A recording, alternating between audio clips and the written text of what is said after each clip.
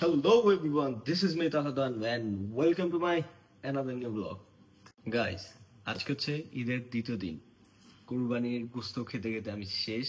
তো আজকে আমি ইতির সাথে বেরোচ্ছি বাহিরে। ইতির সাথে কোথায় যাচ্ছি সেটা হচ্ছে বসুন্ধরা রেসিডেন্সিয়াল এরিয়াতে একটা আমার পছন্দের ক্যাফে আছে। তো এটিকে বলছি ক্যাফেতে আসতে। সেখানে এসে আমরা একটু ছবি টবি তুলবো সেকেন্ড দিন। তো ওখানে ইতি আসতেছে ওর বোনকে নিয়ে, আমিও যাচ্ছি। আজকের ট্রিপটা ইতির পক্ষ থেকে হয়তো বা থাকবে বা আমিও দিতে পারি। যদি ব্লগটা না দেখেন তাহলে হয়তো বা মিস হয়ে যেতে পারে। আর অনেক অনেক কিছু থাকতেছে, অনেক অনেক ফান থাকতেছে, মজা থাকতেছে সেখানে। তো গাইস, সবাই ব্লগটা দেখবেন, এনজয় করবেন অ্যান্ড আমাকে বেশি বেশি সাপোর্ট করবেন। আর হ্যাঁ, ব্লগটা যদি সবার ভালো লাগে অবশ্যই একটা লাইক করে দিবেন, ভুলবেন না এই জিনিসটা। তো গাইস, আজকে হচ্ছে ঈদ ডে 2, মানে হচ্ছে আজকে আমরা বের হইছি আমি আর ইতি। তো ইতি হচ্ছে ভিতরে এই যে হাঁটাহাঁটি করতেছে, আমি বাইরে আসলাম মাত্র। তো এটা হচ্ছে ক্যাফেলিয়াতে আসছি আমরা, বসুন্ধরা রেসিডেন্সিয়াল এরিয়াতে। তো এই জায়গায় হচ্ছে এখন আমরা বসে কফি টফি খাবো, আড্ডা দিব। তো অর্ডার দেওয়া মেবি হয়ে গেছে, আমি একটু বের হয়েছি আপনাদের সাথে ব্লগ শেয়ার করার জন্য যাতে ব্লগটা একটু সুন্দর হয়। তো এইদিকে হচ্ছে ক্যাফেটা, আমি ক্যাফেটা একটু ঘুরে দেখাই আপনাদের। লাইক ক্যাফেটা হচ্ছে যে এরকম টাইপের একটু অ্যাস্থেটিক ভাইবসের। আর আমি মূলত আসছি আজকে ছবি টবি তোলার জন্য। আর খুব বাইরের দেশের মতন লাগতেছে আর কি এই জায়গাটা। তো এদিকে আছে এই যে আপনাদের পছন্দের সেই ব্যক্তি ইতি, দেখেন। সে হাই। আমি ম্যাচিং করে করছি। আনফরচুনেটলি ম্যাচিং হয়ে গেছে আজকে। হ্যাঁ, তাহলে আমরা কাপল, আমরা ম্যাচিং করবো না? ম্যাচিং হয়ে গেছে, আল্লাহ চাইছে যাতে আমরা ম্যাচিং করি। তো এদিকে হচ্ছে আমাদের রুমি আপু আছে, রুমি আপুর জন্য সবাই দোয়া করবেন। আর গাইস আমি বলি, এই কয়দিন 3 বছর ধরে আমি বলি আমরা এমনি এবার ঈদের ম্যাচিং কিছু করলেই তো ফাইনালি ঈদ ডে 2 তে ম্যাচিং হয়ে গেল। ওকে, তো আমাদের অর্ডার দেওয়ার কিছু খাবার চলে আসছে। নাইস টাইমিং ব্লগ নেওয়ার। তো এখন হচ্ছে আমি এখানে বসি। তো এদিকে হয়তো বা ক্যাফে হওয়ার কারণে একটু লাইট কম হতে পারে, আপনারা যদি বুঝতে ভুল করেন, মানে যদি ফোকাস না পায় তাহলে কিছু মনে করবেন না।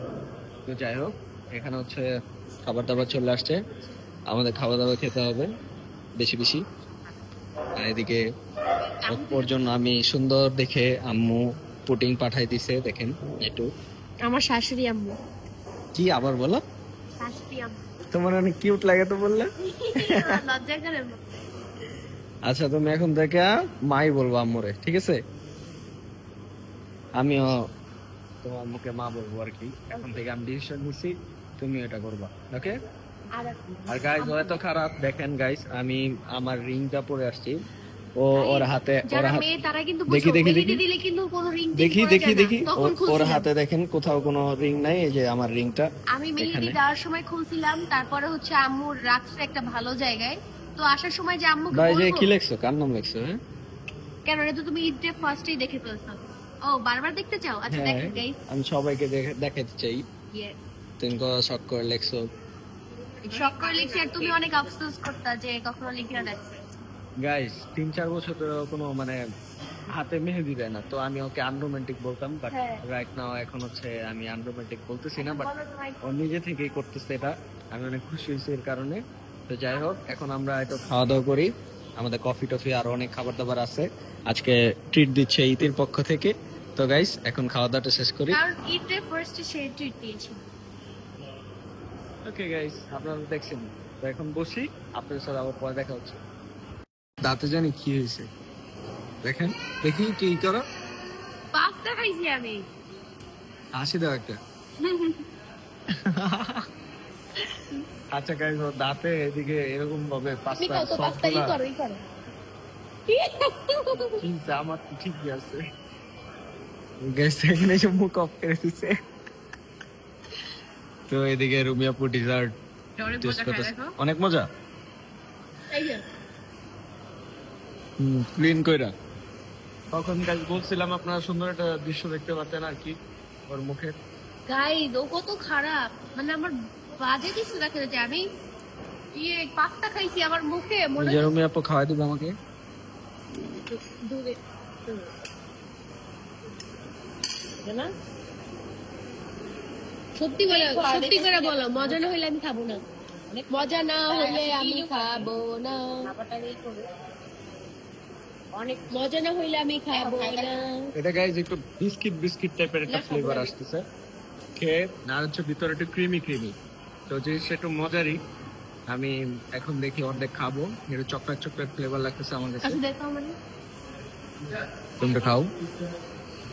নিজের ভাইকে ঠিকই খাওয়া দিল, আমাকে খাওয়াইলো না, এমন বোন জানি কারণ না। আমি ওকে সাপছি, বলছে না আমি খাবো না। আরে খাও।